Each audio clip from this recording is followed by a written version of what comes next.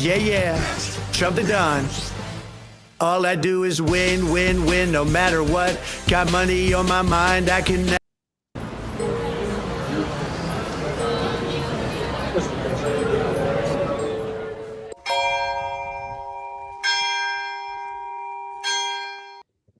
Hello, ladies and gentlemen. Welcome to News from the Pew. It's the internet. Things happen. We talk about it. This is our second ever News from the Pew after dark. Late nights, which is not a sentence that the Armed Catholic usually uses. But I'm here because I love you people, and I love Steve, my co-host. We are here to, I mean, y'all know what we're talking about today. I mean, there's really only one thing that everybody's talking about, and that is the election of one Donald J. Trump on Tuesday, which you could say, ladies and gentlemen, the speed at which it happened kind of confirms what Mr. Cunningham and I were saying for the last couple months. Trump's going to win. Trump's going to go back in office. Kamala was there just to get blown out.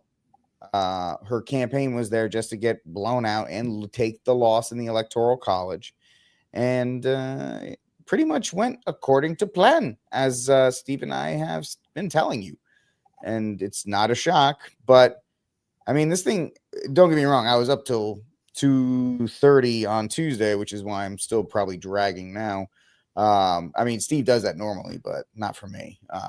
But hello, Lou. Great to see you. We're going to talk about Joe McClain being on fire this morning, defending our Blessed Mother. I heard about that. I haven't watched the clip yet. All honesty, I don't even know what you're talking about. So, no offense to Joe McClain. I'm sure he did a fantastic job, and he has a fantastic show. I just didn't see it, which means nothing. Yeah, a friend of mine told me about it, and I just forgot to look. So, if you have, if he was on fire this morning, awesome, good for him. And anytime somebody defends the Blessed Mother, it is a good thing. But yes, so everybody was freaking out on the way to Election Day, and everybody was freaking out about Kamala may win, and everybody was freaking out, and what's going to happen? And everybody was praying rosaries, which is fine. You know, nobody was praying for conversions or any of this other kind of stuff. They're just praying for Trump to win. And it's not going to be a completely celebratory show, because you wouldn't tune into News from the Pew if you thought that. We're going to talk about Trump's win, but we're also going to talk about the massive amount of L's that we took at the state level. We got the brakes beaten off of us again when it came to abortion, and now it is enshrined in 7 state constitutions, because we've moved past single issue voter. We are now in single person voter. That's why Stephen's beautiful state of North Carolina went to Trump and then went every single thing else to Democrats and to pro-deathers. And, we'll talk about all of that throughout this show. But in case you missed it, I don't know how you would miss it, but Donald J. Trump, he won, and people were saying, wow, it was kind of crazy how easy it was. Who was telling? What was the only show on YouTube that told you that this was in the bag? It was us. And we have been proven to be right, because DJT was selected to go back in. Maybe because Peter Thiel's there, and he's going to be in the White House. But I've been talking for a little bit. Steve, jump in. No, like I was like you were talking about. Everyone was saying, "Hey." The next day, I was at the gym, and a guy that usually never talks, he asked me. There's only a couple of us in there. Hey, what time did you go to bed last night? It was 12:30. I got done some website stuff, fixed the app, did my night prayers, and went to bed. Really? You didn't? Why? I knew this back in May. we were talking about this every week. And when I was on Joe, he asked me to come on the next morning. He was, I think he stayed up to 3 or 4 after the speech. And he asked me too, because what time did you go to bed? I go, just a little bit after midnight. I'm trying to make sure I don't stay up till 2 or 3 anymore. Even though the other day I did, because I was downloading like 20 videos to put on the app. And so that takes forever to do. And time just got away. But anyways, I was like, all right, I'm going to bed at 12:30. Really? Why? Dude, we were talking about this for a while. It was in the bag months ago. Everyone else is worried, anxious. Notice the guys that got the clicks were the ones that preached the fear. And you're like, we don't know what's going to happen. Got to go out. Go, vote. Say whatever you will about Alex Jones, but he did about 72-hour doom pilling marathon. Deep state's here. Deep state, this county. We've seen them. There are horses there with voting patterns. It's just like he was going nuts for 72 hours. I mean, you know what? He was racking up the views. People were just addicted to it. I had people texting me, and they were like fighting me. God, it's just like, what do you want me to say? All right, you're gonna live in fear. It was like the Rona doom all over again. Oh, you're gonna die. No, it's not gonna die. You just got this never. No, you have to be in this fear program mind and things like that. What was another one? Oh, people were like, they were watching the shows for, I guess, let's see, what time you get? 7 o'clock to 3, I guess, glued, but like the eyeballs probably put up so you didn't blink. So Joe asked me, so what'd you watch? Spectrum Local. I didn't turn anything on, so I have to put the kids down. Sat down, I was like, all right, it's about 9 o'clock.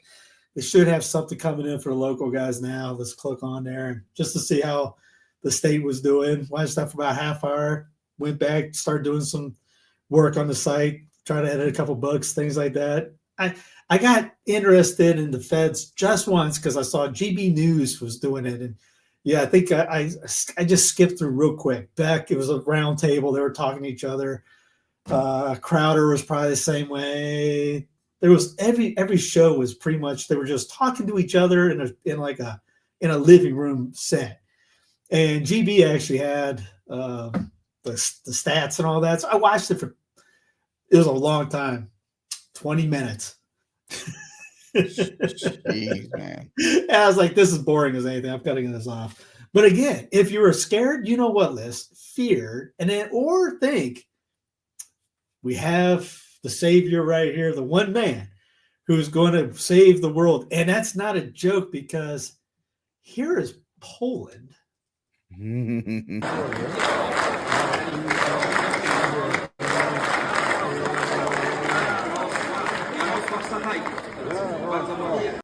So Poland was in Polish, jumping up and down for Trump. Good, great, all that. The Japanese were losing it too, man. They were absolutely flipping out for him. Well, and probably because of Nika, and just the stocks were just having a field day yesterday. Even though, hey, guess who didn't make any money yesterday? I didn't either. Did you make anything? I did not. I did not make one dime off of my work on Tuesday. So it is what it is, man. And it's good for the people that made their money on it. That was your Super Bowl. That was it, man. You got nothing for 4 years unless you try to impeach him or whatever, some kind of nonsense. Which, by the way, I don't care, because the only good thing about Trump being elected is DC will shut down. There will be gridlock because they'll all be trying to fight him and do all this other kind of stuff. And great. But outside of that, it just is what it is. Oh, it's going to get fun, which, hey, that's why you did it. That's why the media and CNN is going to love it. MSNBC. No. Now they got something to talk about for you. It didn't have much to do when Cackles and Brandon were out there, because that's your boy. You can't really say much.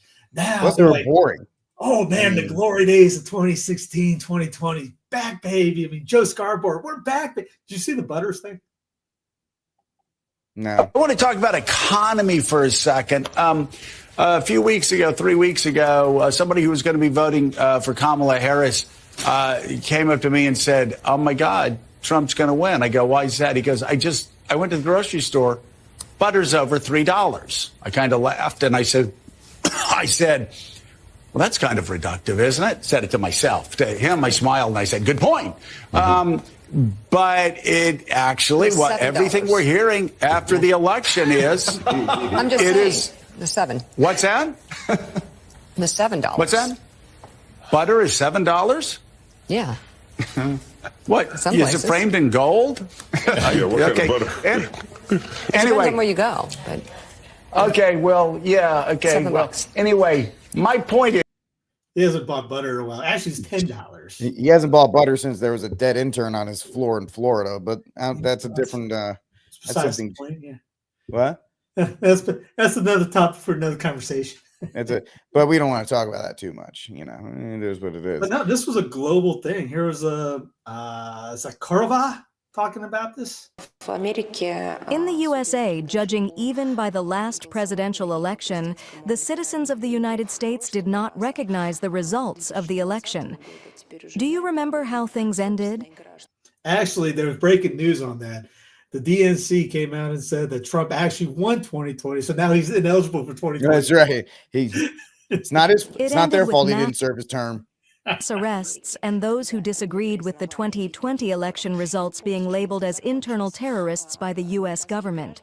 Therefore, I believe that the main challenge for Americans as a nation right now is to ensure that these results are accepted by American society. This will require addressing the experience of previous elections and finding a way to overcome any internal divisions within the country. This is not a conflict between two parties or a clash of political ideologies. It is something else entirely. It has nothing to do with the issues of traditional democracy. I believe this is a unique problem for the United States. Society is not divided into two opposing groups, but rather it is polarized, and people are unable to understand how to live together. There is no longer a system of party lines or mutual respect for different viewpoints. That goes back to what we keep talking about over and over and over, every week ad nauseum. Leave us alone. And actually, if you get the book, Missing Monarchy, he gets into that. Great book, by the way. I'm a third way in, and I'm going to try to get him on the show after I get done. But he talks about how everyone knows, we want a monarch. By the way, you got a monarch. We'll have videos of that here. You just elected him, yeah. But he talks about how a king was short for kin. You were the ruler of your people, family. Because I always was wondering, like, all right, when this thing got centralized big time, how big was the king in these areas of the world prior to French Revolution, pretty much? He gets into, like, there was 115 nation states. I'm off by a few, give or take or something, in Ireland. Now think about how big Ireland is. 115 different ones. Italy had like 650 or something. Like I said, I'm ballparking it. 600 different sections. Now, if we had what we're supposed to have here, then just like there was the whole thing about the Lincoln's War, the War of Northern Aggression, the War for Southern Independence, just wanted to be left alone. Mm-hmm. Live your way, we live our way. By the way, if anybody wants to get into the slavery thing, where do you think that the North got money from? It was from flesh sales. They were selling it, and when they freed the slaves, guess who didn't lose any money? The Northern guys who made the money off the slave trade. Just like no good Christian is kind of like perfect sense. Everyone wants but basically live on a farm, agorism, that type deal. Guess what the southern part was? That the northern part was like, if you watch Suits. That's the Northeast attitude, which is all over everything, which we've had nothing but Northeast government. We've been under Northeast politics for, darn near 120 years. I mean, Brandon, Northeastern. Trump, Northeastern. Yeah, he lives in Florida. The last Southern we had was Clinton. And then before that was, you have to go back 100 years. And that's not saying that's not big on Bill right there. It's just the corruption of the mind in a sense. But what she said about the polarization and all that, exactly right. And here I'll put Carrie up. She put this up. I think it was election day. She put it up. Voting to stop literal Nazis like you. And I'm voting to stop the communist demon rats like you. Your criminal politician is evil, corrupt, power hungry, and doesn't care about you. Full disclosure, she was a huge Obama person. Like to the point that like you see DJT fans right now just like Obama. She calls Trump the right version of Obama. And she's one of those that, hey, went out and did all the rah-rah, ha-rahs and finally went, wait a minute, this guy is the same guy as Bush and everyone else prior to it. There's nothing different. And people, you text somebody, well, at least we didn't get communism. We've had a communistic mindset since the 1920s. Go look at the pillars. You can check off. If you're talking about running against communism, I'm sorry, is Social Security going away? You see, there was a tweet out today about that. Plenty of conservatives mentioned that. Do you want that? And it's not going away. I think Trump mentioned it. That's not going away. Guess that's a pillar of communism, right? You're at least 1/10. If you want, we want Social Security, we want Social Security, we want Obamacare, we want Medicare. Don't touch my Medicare. That's government-run healthcare. It's state-run. Eminent domain, public education. We're going. Somebody should be going. I'm already 40% housing, 50% communist. We can go down the list. So you probably go like, income tax. Yeah, that's another 10%. Check off your box. Yep, absolutely. Your team destroyed the economy. What? My team gave us the best economy ever. You would say that. You're brainwashed by fake news. Coming from an NPC brainwashed by the real fake news. My team wants to protect our rights and save America. If your cult leader wins, we are so Did you take too much horse dewormer again? You sound quadruple vaccinated. What I'm hearing is that most two-party voters believe the opposing team is evil, dangerous, abusive, and doesn't represent them at all. And you're both right. Despite hating each other, those choosing to vote are all in the same boat, seeking to control others by picking masters for everyone else, even if they don't consent. That's why you hate each other so much. You know deep down that the foundation of your precious system is violence and force, or you wouldn't be so terrified of your opposition taking power. And so you seek this violent authority over your perceived enemies through the state. This is not a both sides issue. How dare you compare us? The other side is obviously worse. Just saying there's a lot of people who don't want either party or any party or government to rule over them or anyone else and don't consent to or even buy into this illusion of authority because a couple hundred years ago some well-intentioned people wrote some words on a document intended to restrain government, which it failed to do. You're clearly brainwashed. The real brainwashing shows when you keep playing along with this contrived political theater that has allowed megalomaniacs to exploit and dominate others from its inception, whether this American government, it's called a democracy. It's obviously a republic, or any government throughout history. It's only bad because my team doesn't have enough power. You sound like an extremist. Wanting to be left alone and not forced to fund this dumpster fire of a crumbling oligarchic empire and biometric surveillance police state because millions of people, like you, were programmed from childhood into believing it represents you and so-called civilization is extreme. She finally said something reasonable, but continuing to buy into a system that has enslaved you to debt, a never-ending divide and conquer agenda, the illusion of choice and perpetual struggle and unchecked coercive authority while you get thrashed around by all the fear and outrage porn and reactivity is sane. Wow, this than you. No matter which politicians win the election, the outcome is the same. More debt and economic catastrophe, more authoritarian government, whatever the flavor, more militarism and allying with oppressive regimes, more corporate oligarchy, more police state and surveillance, more resentment and division among the proles, and less freedom for everyone but the ruling class, while you fight over the highly charged issues that keep you terrified, angry, distracted from this reality, and easy to manipulate. But I'm voting for the lesser evil. Does this really sound like a system worth saving? War is peace. Freedom is slavery. Ignorance is strength. Wow, finally some bipartisanship. We're gonna save America. Let's lock this traitor up. The expansions of power imposed when my cult sits on the throne will definitely never fall into the wrong hands. I mean, yeah, that's well said. And I think she brought up a great point. The fear, if you are so terrified that the other person's going to win, then the entire system is wrong. The entire system is wrong. If you feel your rights, and if you feel your very freedom is dependent on one person getting more votes than the other person, then are we really the land of the free in that regard? We're not. But no, I get it. Nobody wants to have this talk this week because Trump won and he saved us from communism. And I even have a post that's going to come out sometime when I get a minute saying, yeah, you got 4 years from really bad authoritarian government. You have a little bit of a reprieve right now for a couple years. Now you have 4 years to stock up, get your crops ready. You should watch Steve Census Fidelity prepping channel, his gardening channels. Get yourself ready that way. Get in shape, actually eat right food. But the idea that Trump's going to bring us back to like 1776 or whatever the case may be, and the states are going to have federalism, whatever the case, it's just so whacked out.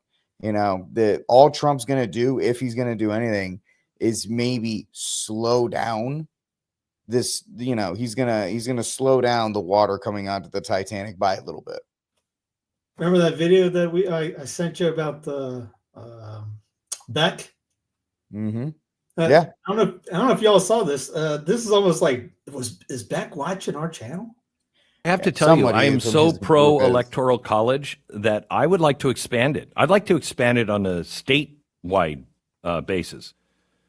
Because what happens is these huge, like New York City, it runs New York.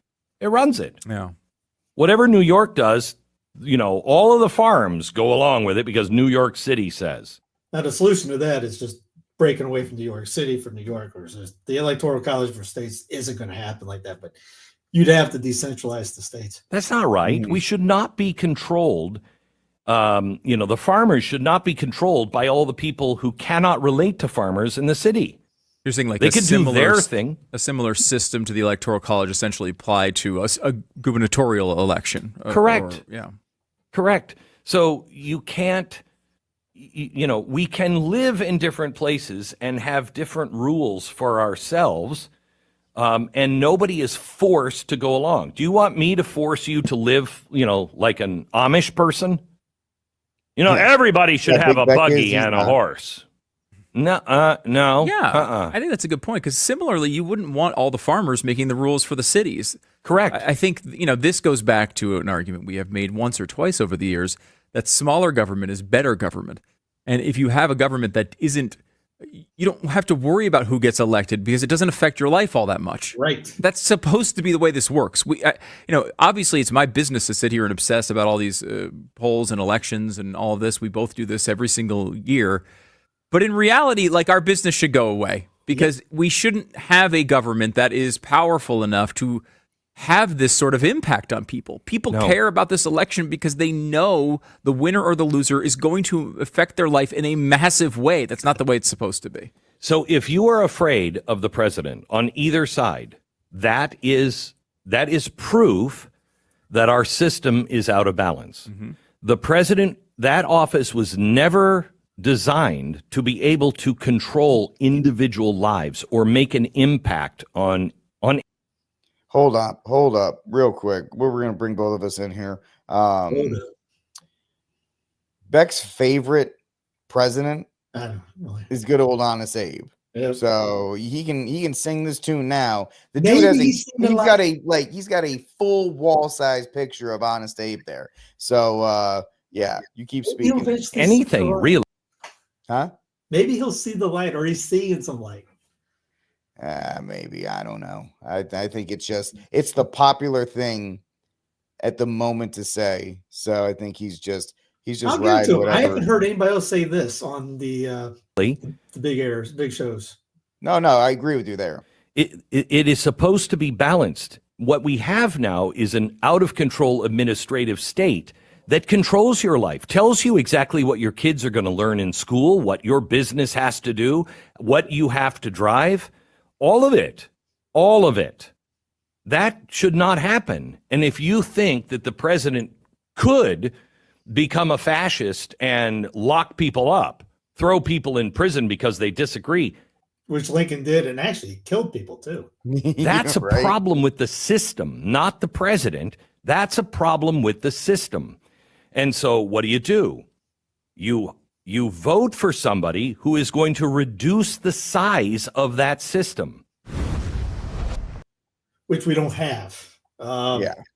We're going to go with the promises that he just came up with, because that was, remember what Beck said. That wasn't Steve said, because I posted out on the Sensitive Alien channels, a community thing, and I had a lot of people ticked off about it. Oh, Darren, you said it does matter. It's not what I put up. It's not supposed to matter. It could be some random dude off the road. Not supposed to matter. Anyway, so here are some day one stuff that he posted. Dismantle the deep state and reclaim our democracy from Washington corruption once and for all, and corruption it is. First, I will immediately reissue my 2020 executive order restoring the president's authority to remove rogue bureaucrats, and I will wield that power very aggressively. Second, we will clean out all of the corrupt actors in our national security and intelligence apparatus, and there are plenty of them. The departments and agencies that have been weaponized will be completely overhauled so that faceless bureaucrats will never again be able to target and persecute conservatives, Christians, or the left's political enemies, which they're doing now at a level that nobody can believe even possible. Third, we will totally reform FISA courts, which are so corrupt that the judges seemingly do not care when they are lied to in warrant applications. So many judges have seen so many applications that they know were wrong, or at least they must have known. They do nothing about it. They're lied to.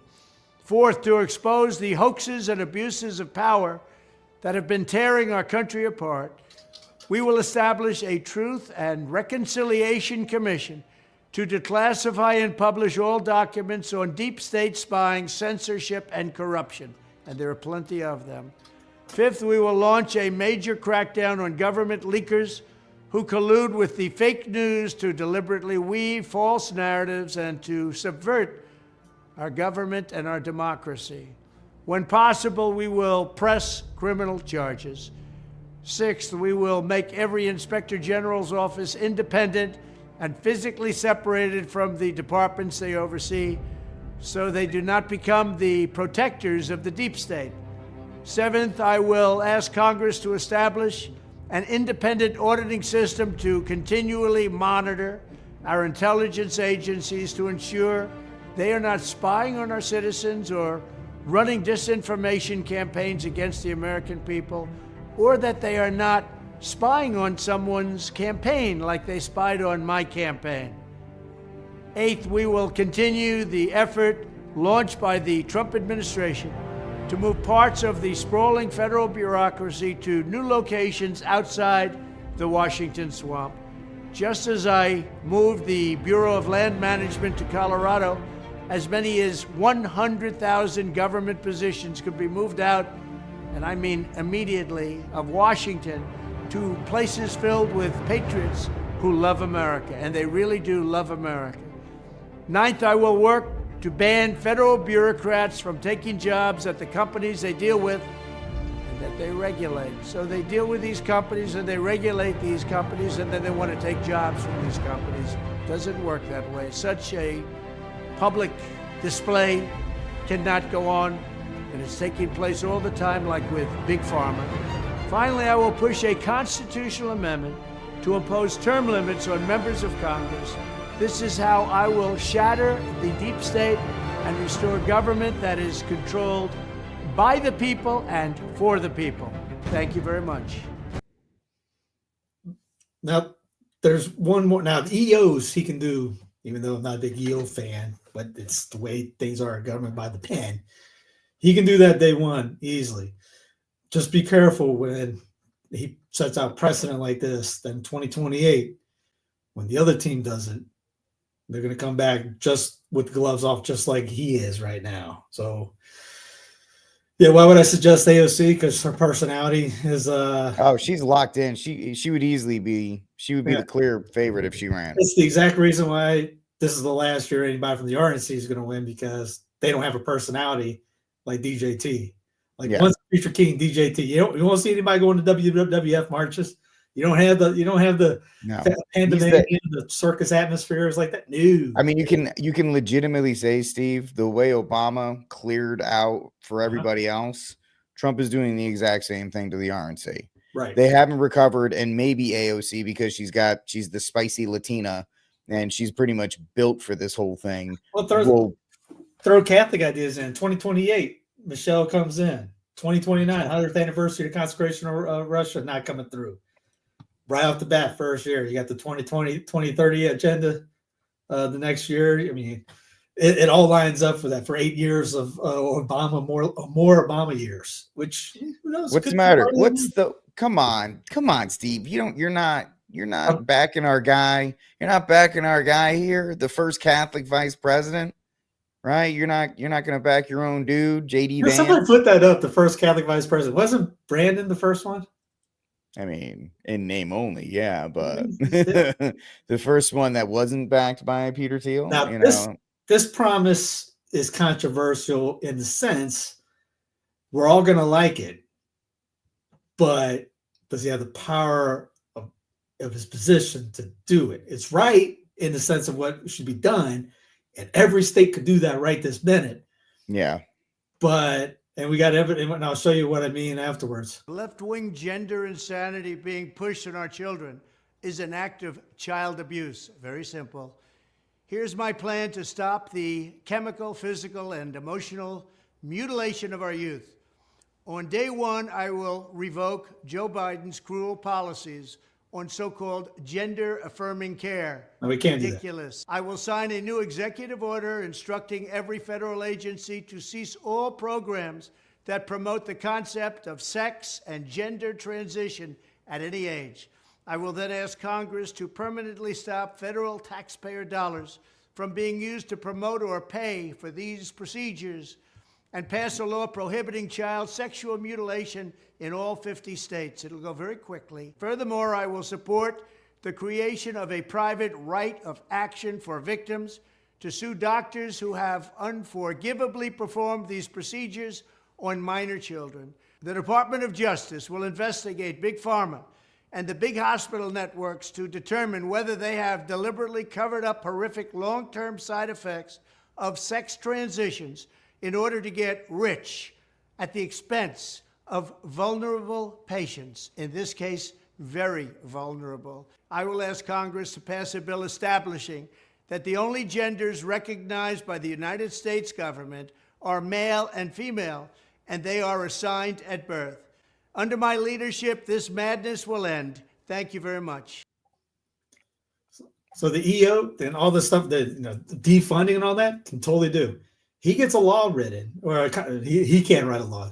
Congress writes a law, okay? All right. I know people realize I wrote this, I was with this group of guys. I said, all right, you're going to yell at me for this, but it's going to be that. You can easily nullify that. If a California wants to nullify that, they can nullify that. Why? It's not a power of the federal government in any shape or form. California has already talked about this. Massachusetts, let me go. I'll get Massachusetts first. Because every time Trump's in office or anytime there's a Republican in office, the left is the first to rediscover nullification. Yeah. The right can't do it, but anytime there's a Republican in office, which is why I always say we could do it. Oh, you still? I'm like, they do it all the time, man. Yeah. They do it every time. Magically, nothing happens. Yeah, magically. They're going to do this. They're going to do that. They don't do anything to these other people. But anyway, here's a Massachusetts governor. If the Trump administration requests it, would the Massachusetts State Police assist in mass deportations? No, absolutely not. But, let me say this. I do think it's important that we all recognize that there's going to be a lot of pressure on states and state officials. And I can assure you, we're going to work really hard to deliver. Some realities also need to be, noted, and that is in 2016, we had a very different situation in the courts. And while I'm sure there may be litigation ahead, there's a lot of other ways that people are going to act and need to act for the sake of their states and their residents. There's regulatory authority and executive powers and the like. There's legislation also within our states. So I think that the key here is that every tool in the toolbox has got to be used to protect our citizens, to protect our residents, and protect our states, and certainly to hold the line on democracy and the rule of law. Why can't GOPers speak like that? Here's gruesome news. Cackle set out to fight for defend fundamental freedoms and build a country that works for everyone. She stood up for work and families, decency, and opportunity, blah, blah, blah. This is not an outcome we wanted. Our fight for freedom and opportunity indoors. California IA will seek to work with the incoming president, but let there be no mistake. We intend to stand with states across our nation, defend the Constitution, uphold the rule of law. Federalism, that might be the first darn time that, has ever said that word. Federalism, cornerstone of our democracy. It's the United They States. discover it, man. They find it. Wow. What again? If when Roe came down in the 1970s, we could have done this is what the governors, if they had a spine, maybe knowledge, maybe they don't have a clue. I don't know. All they had to do was this. No. Yeah, they always discover it. And I'm gonna touch on it now and we'll talk about it later. The right loves to talk about federalism and state constitutions and but who is the party that's using them? The left is, because they're the ones that just put they just changed 7 state constitutions on Tuesday. And the right is celebrating. Yeah, they're celebrating Trump. Great. Oh, no federal abortion ban, blah, blah, blah, blah, blah, blah, blah, blah. Guys, you got the brakes beat off you at the state level.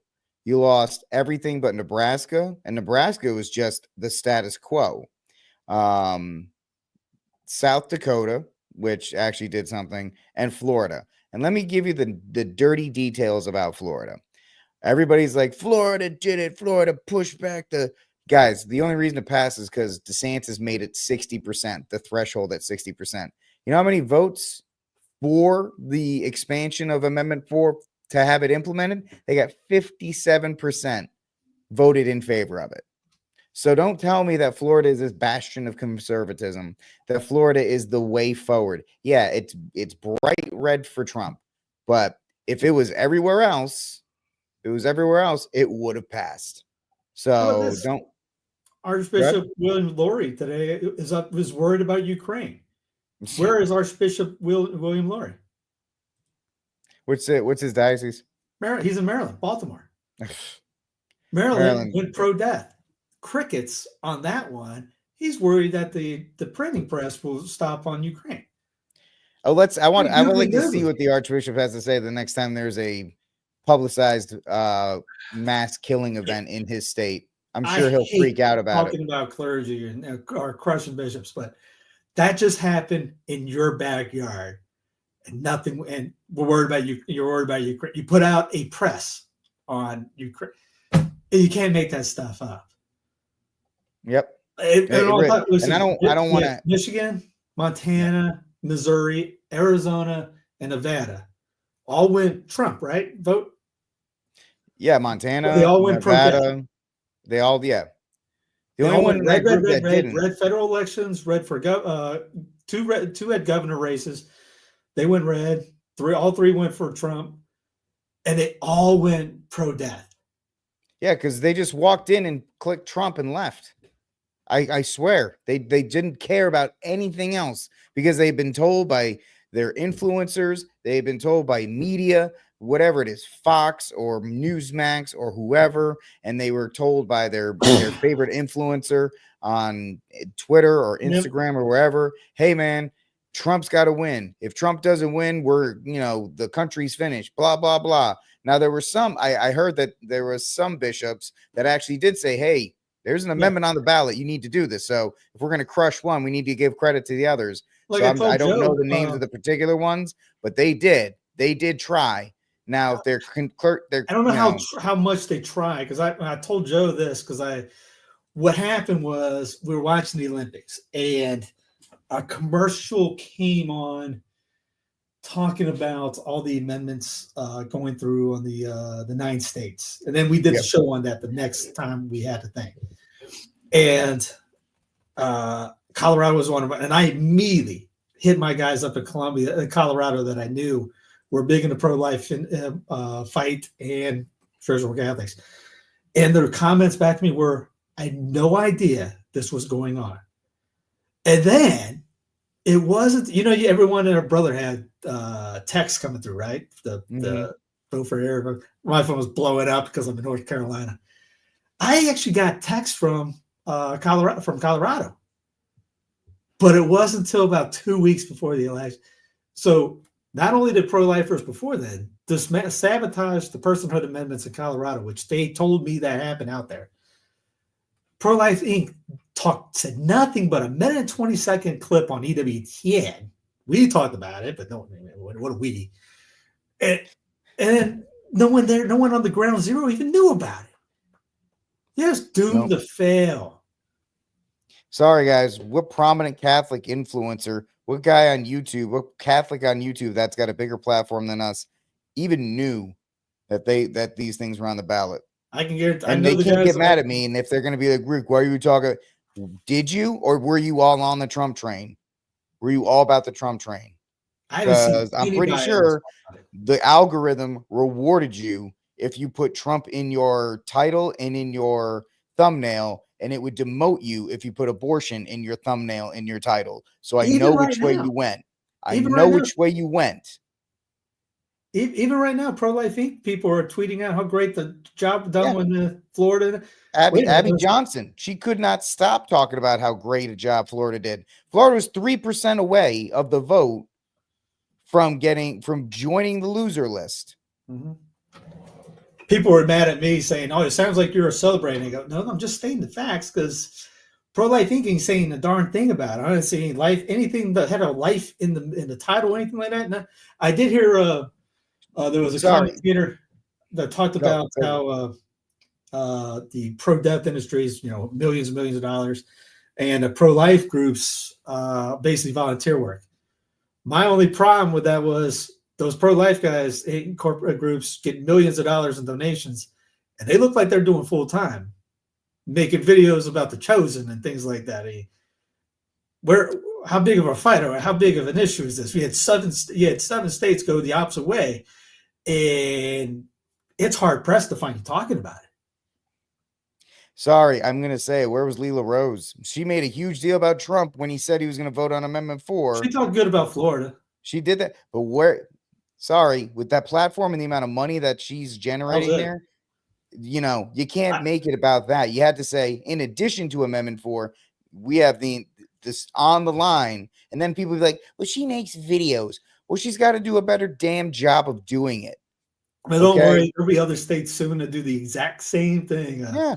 I talked to a priest earlier today, and they know it. They said, this is only beginning. We got to work on our state right now. And actually, McClanahan has a great video on, you better start thinking locally on this. You better fix your states and get local on it. Hey, here's mine. I'm actually, after what happened the other day, I thought about this idea 4 years ago when Cooper won, because I went, darn it, but it went red across the board except for Cooper. This year, and Soros only gave like 5,000 that year. This year he gave 10,000 to Stein. And here in my state, this is what happened. Now, it went red for DJT, once a future king DJT, but it went blue, Stein, blue, Hunt, blue, Jackson, blue, Mo, green, blue, Elaine. This is for spring. They were all pro-deathers. Yep. The entire campaigns that they ran here was on pro-death. Cooper gets out afterwards after Stein wins because the other guy, GOPer that they went after, Mark Robinson, was on record saying that he wanted to end all abortion across the planet. What people got, what the turnoff was, I heard, was one of his off comments were when he started yelling at women for not keeping their skirt down. And I get that. I was like, all right, man, you should have said stuff like that. Just, rein it in. He's not a polished guy. He's got a lot of emotion. He preaches with that emotion. Preaches with emotion. And he threw that in. That was on every commercial down here, just pounded away. And then after the CNN article, which he's still suing CNN over, they made everybody that was in the GOP aligned with him. He's my guy. I'm with him. You see me? You see? It's like that Will Ferrell skit, Saturday Night Live. If you see this face, you see me. They made that with the lieutenant governor, who's on record saying he wants to end abortion. The Supreme Court candidate that lost was on record saying life begins at conception. So we lost a pro-life thing down here. I wrote my pro-life guys here. What's the plan? Is it to keep our 501c or to do something about this? Because we got shellacked. And just like New York City, Charlotte kicked our tails. There was gubernatorial itself. They went 400,000 more for Stein, who's a snake. I mean, makes Cooper look like Mother Teresa. Greensboro went that way big. Raleigh, the Triangle Circle, Research Triangle, where a bunch of Massachusetts type of people have moved into the area because they hate what they term Massachusetts in, and once you know, they vote the same exact way. That's why South Carolina has a fine on people coming in. You got to pay a fine to come in if you come from the Northeast, which, hey, I'm all for. That's brilliant. Every single SEC state should have that in there. It should have something like that. But the fact of the matter is, and I know that my video on Wednesday was, hey, great for Trump to win, but you gotta really look at yourself if you're a Catholic. And I had people say, hey man, I voted for it. And I told them, if you're in one of those states and you voted for it, you did everything you could. You did what you could. But I'm not yelling at the individual voters or the people in that state. I'm trying to chastise. And I'm lucky. I'm in a state that had a trigger law. When Roe v. Wade went over, we had a law ready to go in effect, so we didn't have to have this fight. Missouri wasn't that a trigger law too? I think they said that was the first. It was, but this one was that they were successful to get it on the ballot. This was the first successful to get rid of a trigger. Yep. So just we're because we have one doesn't mean we're safe, is what I'm trying to say. Yeah. But it goes back into what that whole thing about DJT going after the gender thing. Again, we're all on board on that idea. Can that law legally go down according to what our rules are in the game plan and the paper we're supposed to go with? Any state can we nullify that, just like that lady, just what Gruesome Newsom said. Federalism. They could say, you know what, we're not going to obey it. That's not a legal thing. If you read the arguments up there, you go to 10th Amendment Center, look up nullification, you'll see stuff like that, and it'll actually tell you. It'll actually say if you embrace a illegal law, you don't have a constitution. Well, you're just basically being ran by tyrants. Yep. And that can go back to Brandon when no one did anything. Obama, Bush, Clinton, all those guys. Again, when Roe came out, any state should have done the following: nullify. Yeah. We don't do it. We're not. Here's our updated 1978 Kentucky, Virginia nullification write-ups on that. Done. Teeth is gone. Case closed. Close the book. I'll give you a better one. That's a great example. I'll give you a more recent one. 32 states still in their constitution to this day have the defense of marriage on their books. When Obergefell came out, they should have said, that's cute, but the federal government has the Defense of Marriage Act on the books. And yet everybody's just like, oh, well, I guess, since 9 justices in pretty robes said we can't do it anymore, we can't do it. And it's like, your state literally says you don't have to do this. So this is when people get upset that Rick and I keep harping on, think about get your states cleared up. Imagine you get Catholics across your state, and imagine we get like the DeSantis type guys. We get DeSantis level smartness and virtuous people. Remember, DeSantis put it at 60%. He put that at 60% because he had a feeling it was going to be tight. Yeah, you do that, your state's safe. And if they say, "Oh, we're taking federal funds," all right, go. Forget it. You have to have a spine because you're going to take some hits from the haters, and you have to have intelligence to do it. An unjust law. This goes back to Thomas Aquinas. Unjust law is no law at all. We use as a bumper sticker, but don't give a darn about actually putting it into practice. This is an unjust law? Yes, done. The case closed. The states have all the power. The federal government doesn't. Is this part of the Constitution? Nope. Bye-bye. Sorry, it's not happening in this border, what we call North Carolina. And if you think about it, you take away all the authority of the federal government. Oh, what is the ATF going to do? Doesn't matter what the ATF says. Article 1, Section 23 of the Texas Constitution says pretty much the ATF has no jurisdiction here. Or whatever you want it, and I say it all the time. California's been doing it with marijuana for years, for decades. They are great on it. I mean, it goes back to Georgia before the war. They had a thing. If a Fed came into the border of the Republic of Georgia, they were killed. Yeah. They could be cut for treason for entering their state, their country, without being invited in. Imagine if we got to that. No, this time we just say, come on in, do whatever you want. Run us, rule over us, please give me some. We're not a free people. And oh, by the way, here's speaking of that. Here's first off, if Brandon or Kamala would have put this, hey, New World Order. The day that everyone comes out and say that was Archbishop Vigano says Trump's going against the New World Order. Yeah. Elon, brain chip Musk, puts out New World Order. Again, if Brandon would have done that, what would you do? By the way, speaking of Elon, and because he's going to say, everyone's going to say, recommendation honestly would be just to have a carbon tax. Carbon tax. Yeah. Elon's a liberal, folks. If the price is wrong, the economy doesn't do the right thing. So we got basically an unpriced externality in the carbon concentration in the oceans and atmosphere. If we just put a price on it, the market will react.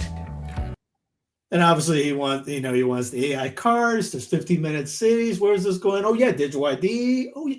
Because 2019, the digital border that's not going to come back and bite us in the butt, is it? Oh, we'll have the Trump CBDC. Wait till that comes out. I mean, every MAGA person is going to be embracing that. That's why he's in. They're going to get it. They're going to get it with MAGA colors. They're going to get their MAGA edition. Yeah, you might get a discount off the shoes, but I mean that's why he's in. You think that just like 2016, the pot is boiling hot from all the anger from the last 4 years. Got to let that steam out, man. Got to let our boys say, USA. We won. Are you tired of winning yet? Not even day 2, and everyone's already putting up. You tired of winning yet? By the way, RFK just got kicked off the thing.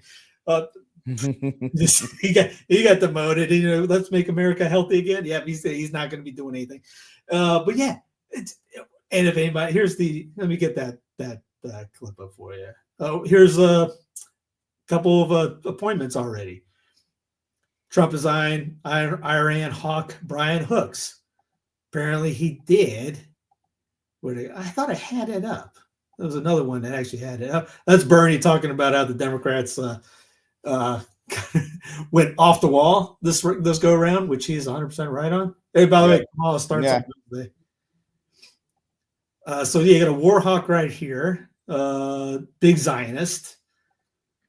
You had Mel Gibson's fan account put the Pledge of Allegiance to the flag into this, and everybody was like jacked. Oh yeah, freedom. Yep, fight. I mean, good for Trump because it tried to kill him. So yeah, great. But there's the America is a one nation, and that matters. If anybody ever wants to read instead of just listen to people just do emotional stuff, gets into that incredible idea of that socialist pledge. Trump campaign quietly distances itself from RFK Jr. after new vaccine safety comments. So Steve, are you saying that you'd rather have Lamala chant instead? Or is this person missing the entire point of our last 30-minute diatribe? One doesn't mean you like the cop. Yeah. It's not an endorsement of the other. The cop was never going to win, like we said. 30, 50 times already. She was never going to win. She was there to take the L. She was there just to get past one. Bill Maher had a joke the other day on Real Time with Bill Maher talking about how he was just mocking all the lies that Kamala was saying. And you can't be saying these stupid things. Or the media going after Trump for saying about the Cheney, about Miss Liz Cheney, they were saying, oh, he wants to assassinate her. No, he didn't. He meant this. She's a war hawk. Put her in the front with a gun and see how she does. Bill goes, she was so popular. You can count all the electorals on one hand without fingers. I mean, he was ripping her a new one, and he doesn't like. He's on record. I hate Trump, but we got the worst person ever. Well, if you think about it, from a political standpoint, the question started floating around. What do you do with Kamala after, even if Joe won a second term, or if he was installed for a second term? What do you do with Kamala? Because she's going to have to be the favorite or have to run in 2028 as the standard bearer. Guess what, guys? You put her in now. She gets the doors beaten off of her in this campaign. Now she can go to a nice historically black college somewhere, teach there for the rest of her life, and not have to worry about a thing. And the problem's gone. Now I know folks are feeling and experiencing a range of emotions right now. I get it. But we must accept the results of this election. Earlier today, I spoke with President-elect Trump and congratulated him on his victory. I also told him that we will help him and his team with their transition, and that we will engage in a peaceful transfer of power. You know, the last couple of Imagine days, what Steve, I've can been thinking be about and be that unburdened phrase, by what- the peaceful transfer of power. And it really actually just kind of scares me that we just toss that around. Yeah. The idea of this peaceful transfer. It's not supposed to be a peaceful. They're not supposed to be so powerful that we have to worry about this peaceful transition. But No, anyway. no, exactly. By the way, here's Netanyahu congratulates Trump, says they discussed Iranian threat. Congratulations, Trump. Make Israel great. I do like how Trump Putin was calls like, Trump's election we're ready to talk about peace now. And there's some other funny ones that are like, oh, the crazy guy's back. So, you know, I don't want to get my city nuked. But real quick on Elon, you know, we're talking about Texas and states being careful. Elon is moving all of his operations into Bastrop, Texas, essentially, for all of them. And guess what? That influence is going to manifest itself in the form of his contributions to candidates and things like that. So Texas is not safe, and it's not great that he's coming here. And I know every time I drive to the Austin airport, I drive by the SS Gigafactory, this nonsensical, giant, ugly piece of granite and steel with 400,000 Cybertrucks in it. By the way, just to be a hypocrite, I still would drive a Cybertruck. But the fact of the matter is, he's going to have outstanding influence in this state from here on out. So everybody that thinks that Texas is safe, you got to be careful. I mean, he's going to be more than happy to change that opinion. Well, so contrary to popular opinion, everyone can say, you know, hey, we got a communist versus what you had was a Zionist technocrat versus a Zionist technocrat. And what you got? A Zionist technocrat. You got somebody, they were trying to out Israel love each other during the debate. If anybody didn't see that. Now, again, most people that are on the team, they're not going to listen to any of this. Give it a couple of years, because we'll still be around. I'm not going to give up. I might even put Clown Planet back on just because I'll just start documenting it more. Because I mean, the whole last 4 years was nothing but clown stuff every day. But if he out drone bombs himself, where will the Catholic people be on that going? God saved him so he could murder more people than he did before when he was number one. The drone emperor was the nickname. I get it. It's just, hey, he could put in a couple more Supreme Court guys. In the last two that he put in weren't exactly, Jack Diesel one that they because yeah, hey, they're not exactly. They're not. I mean, whatever you can say. They're not really fit to shine. Thomas. They're not fit to shine Thomas's shoes at this point. And I saw somebody saying that they should have maybe ask Thomas to resign within the 4 years so they could do it, so he could put somebody young. But it needs to be a young Federalist. McClanahan said that. Yeah, he needs to ask, but who is one? And is he one? They even know that could even be done or anything like that. Because again, if you get somebody that's a non-14th Amendment person, we're cooking with chicken grease now. Now we got some stuff going. Again, I said chicken grease because no one's going to care about that Make America Healthy again. The fluoride thing, I wish would happen. I honestly don't see that coming down. Hey, remember Obamacare 2016? I will get rid of Obamacare. I don't know how to do his voice. I had news for you. Obamacare is still around. Now they got rid of the mandate. Obamacare is still around. Anything that he promises to get rid of these things, I believe it when I see it. Again, like I told Joe, he gets rid of the income tax and gets rid of fluoride water. I'll put the MAGA hat on, get a tattoo with Donald on myself, maybe name the next kid Donald. Let's see it happen first before we reign him as the greatest guy in the history of the planet. It's all talk until it gets done.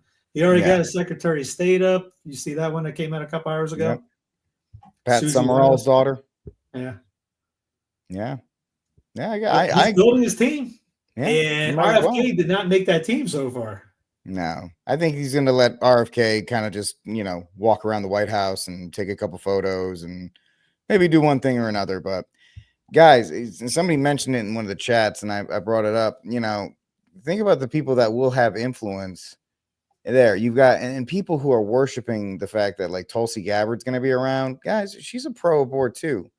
She's a Republican now. Great. She's a pro-abort Republican who's going to continue to shift the Big Ten party away for all of that. But it's just I can't sit here when I watch these people just get so excited. Look at this team of the, when they were calling themselves the Avengers or whatever. When RFK said another member of the Avengers is here.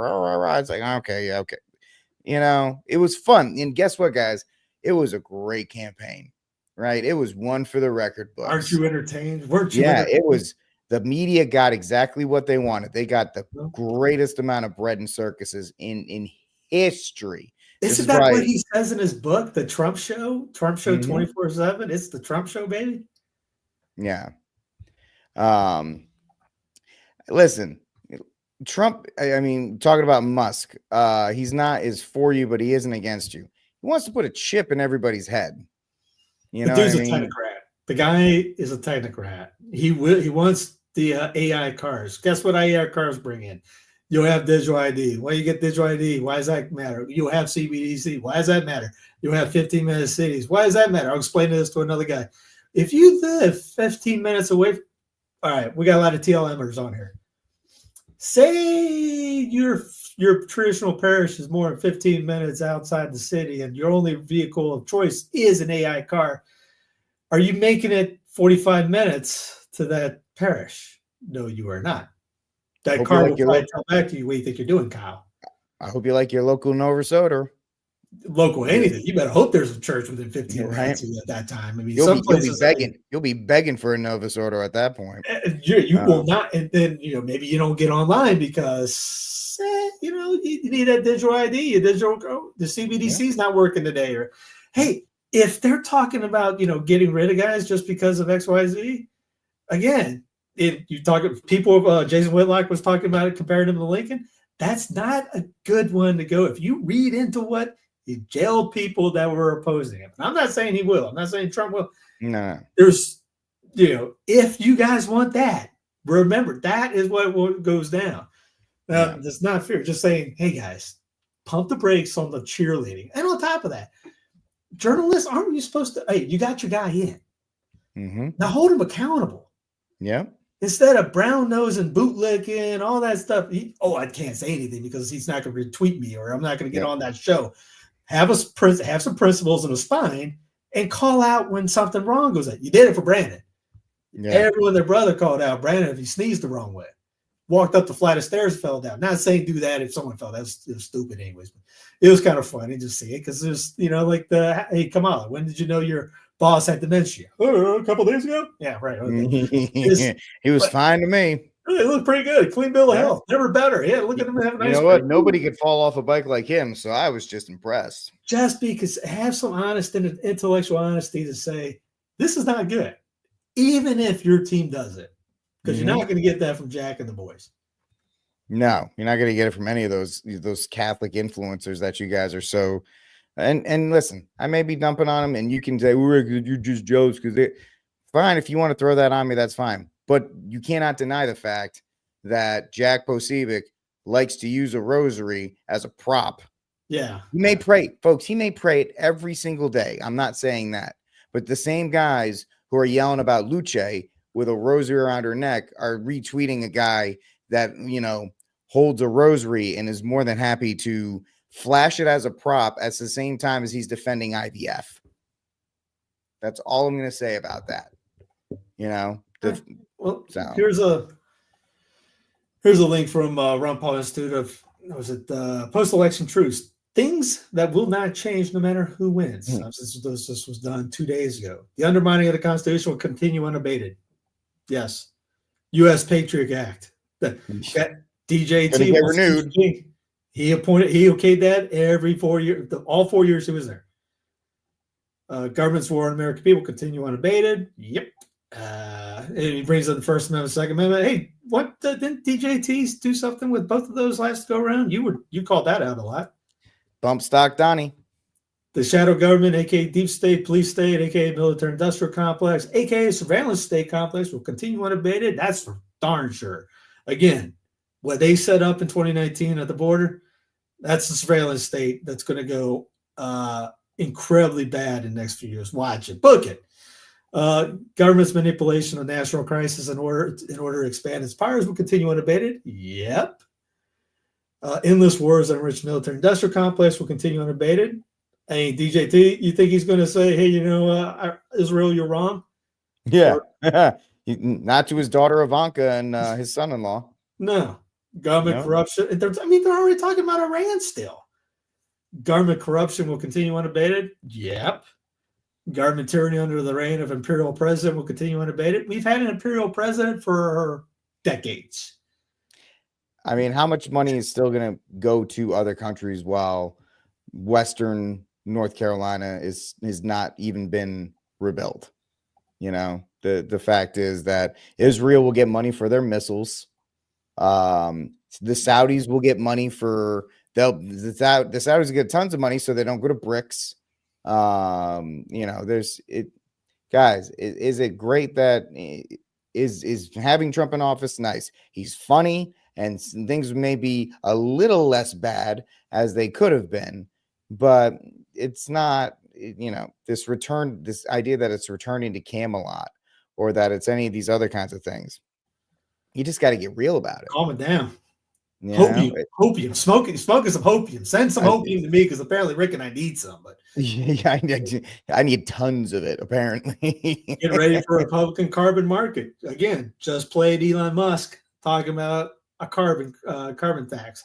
Isn't Elon? What did DJT call him? Rising star. He's almost like one of his right-hand men. Mm-hmm. Folks, I think didn't at one point Elon say he was there was a pact that he gave like $45 billion a week or something to it to get Trump elected. You think Trump's not going to listen to him? He's going to have his own Doge department.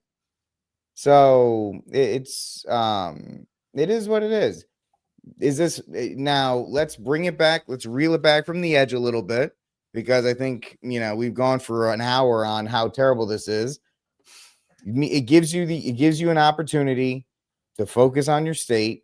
Hopefully there'll be a little less intrusion from the Department of Justice and stuff like that, so you can organize in your communities and get your stuff right. I'll say that again.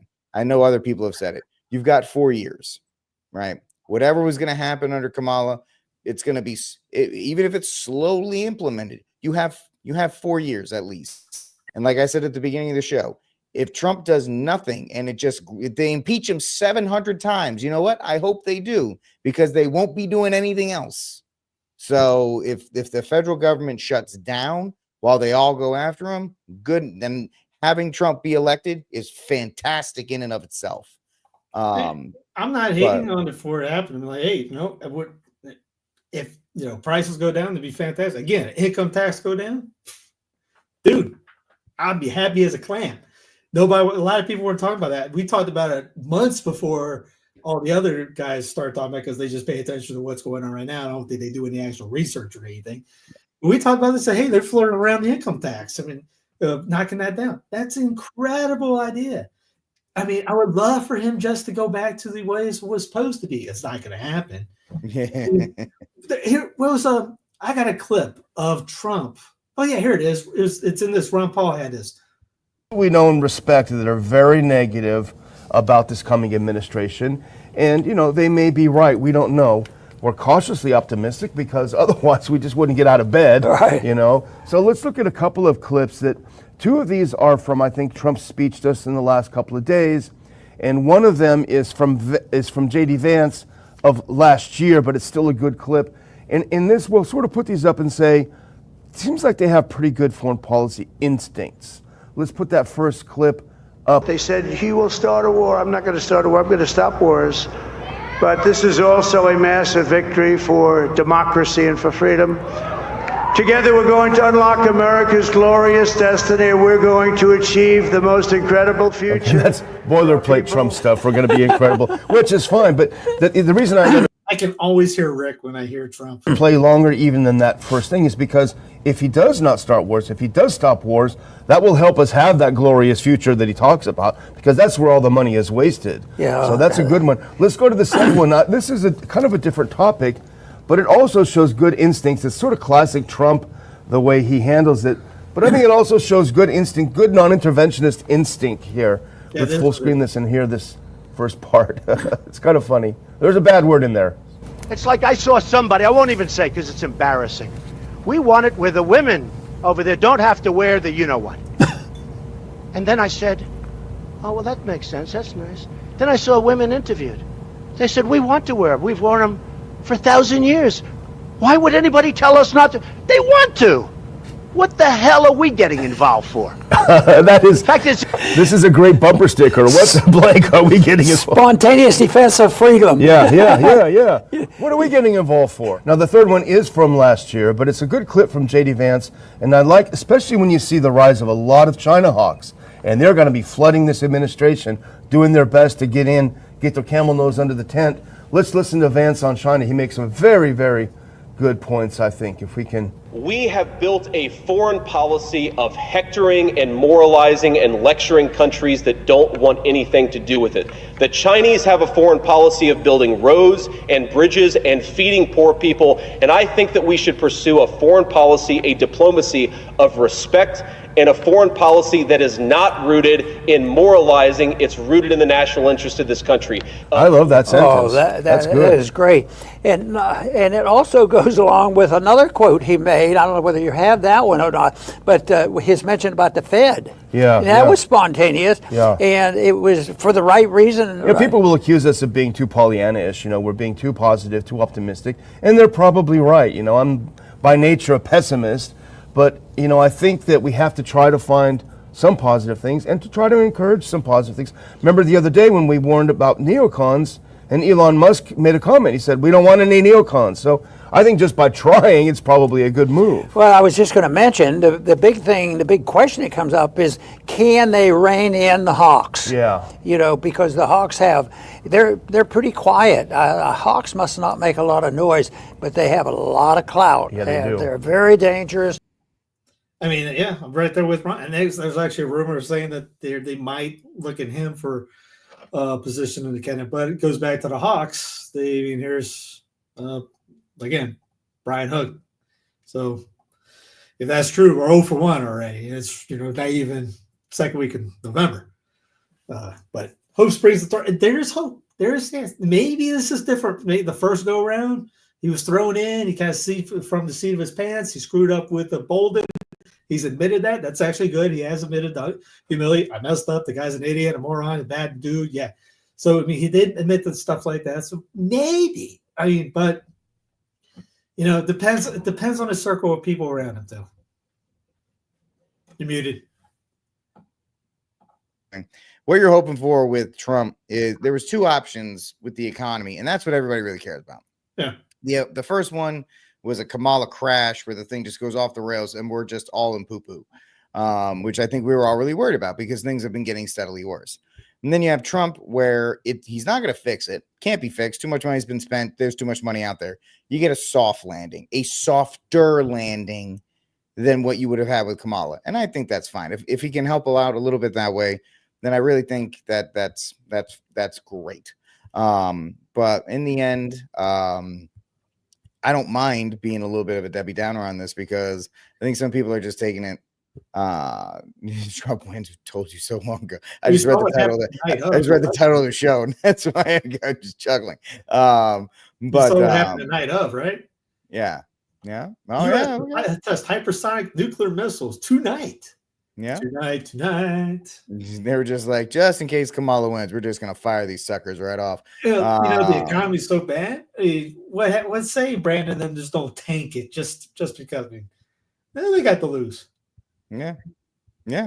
There's nothing either one of them. Again, but I think everyone's on the same team. So yeah. Brandon's happy. Brandon's happy. Capital thinking it.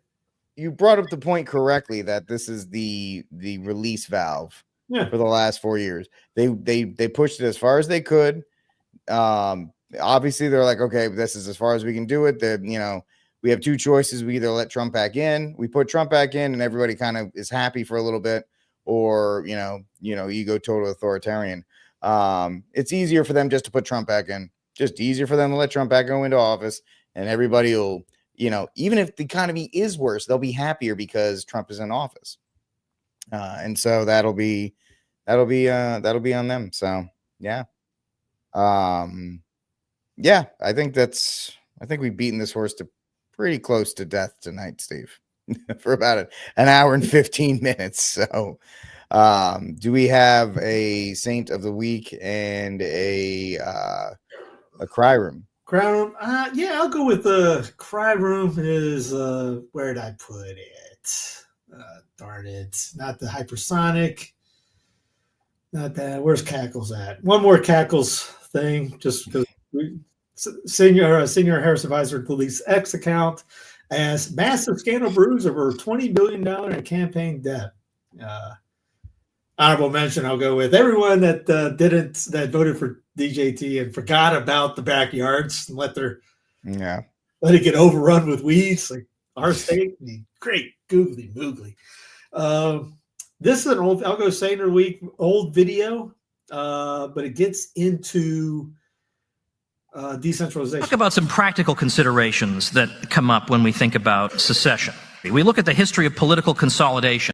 Speaking of which, just because I forgot about the secession thing, you type in California secession, loads of people are talking about it. Brings joy to just joy right there just to see it break away. I actually talked to a guy like, I would love if California went first. Let him go first. Set the example. There was a guy that read, he was trashing us in the South. I mean, I go, hey man, I'm with you. I want you. I'll be the first. I'll help you pack.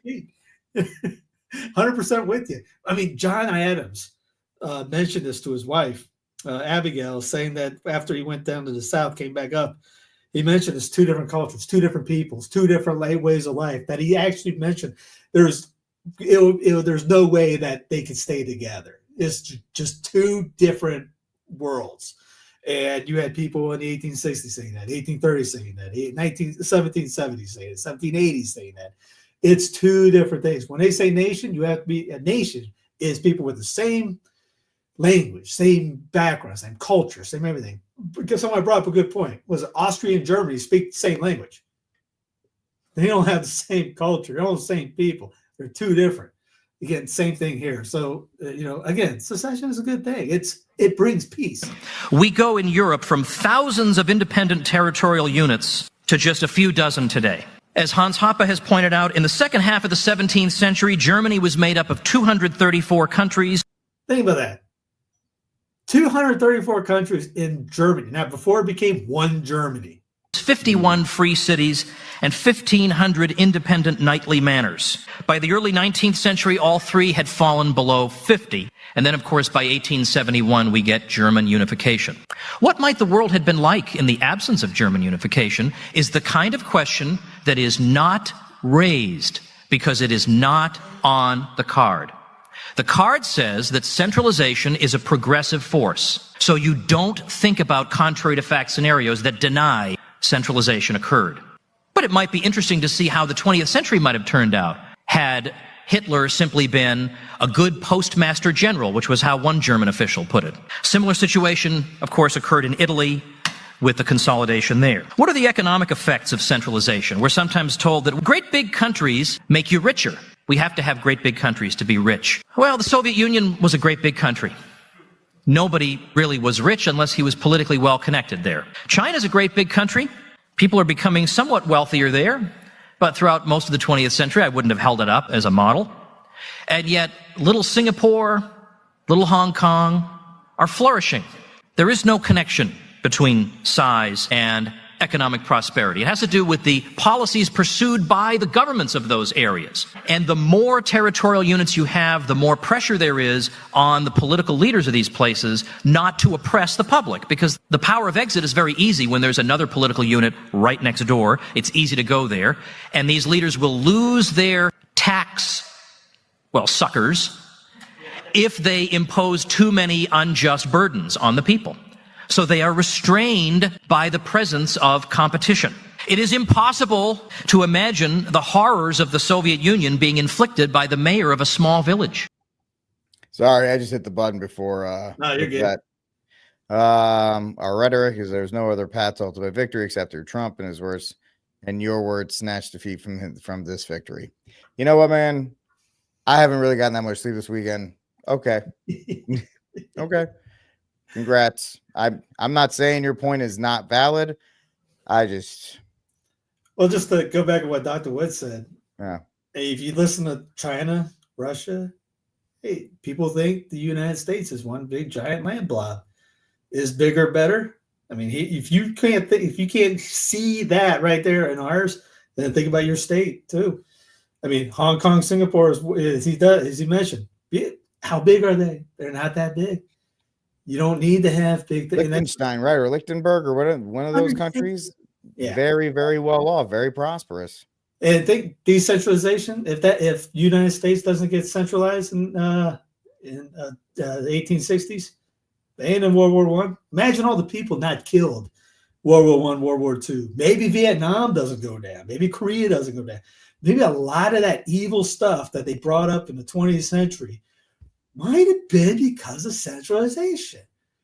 You know, again, you're not supposed to ask it. You're not supposed to bring that up. You're just going to get you're programmed, propagandized as a youth to think one nation, one country. This is the entire country. This is it. There's no other.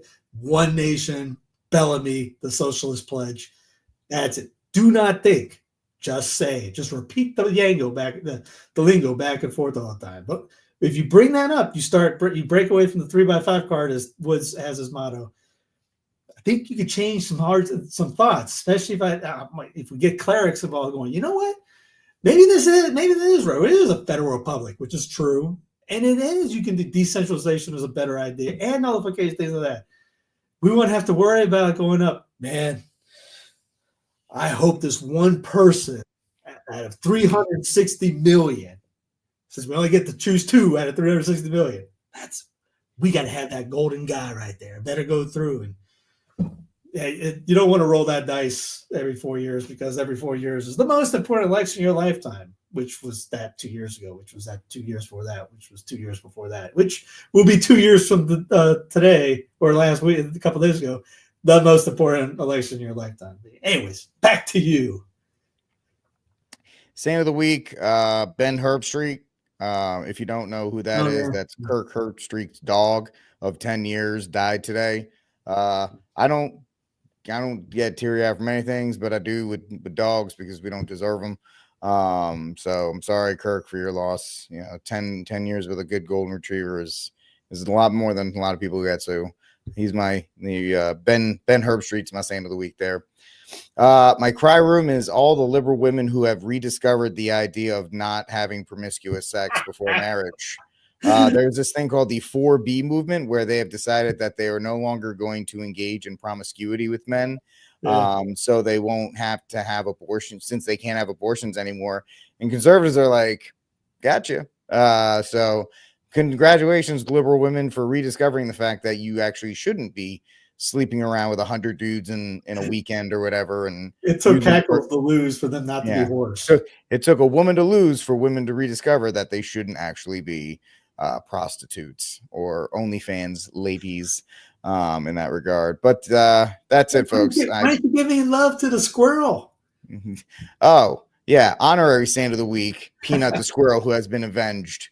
He was avenged. And Fred the raccoon. Don't forget about Fred. Everybody forget the raccoon. No one likes raccoons. The squirrel's cuter. So wasn't that dude? Wasn't the guy with the squirrel an OnlyFans guy too? I think his wife was. I think his wife's an OnlyFans model. That whole situation was weird. Why do you have a pet? I mean, the fact that it dropped the weekend before the wedding, before the election, just everything's staged. So as you can tell, I'm running out of steam. So, all right, folks, that's it for this episode of News from the Pew. Please like, subscribe, and share the News from the Pew. Thanks for hanging out with us. We will talk to y'all next week.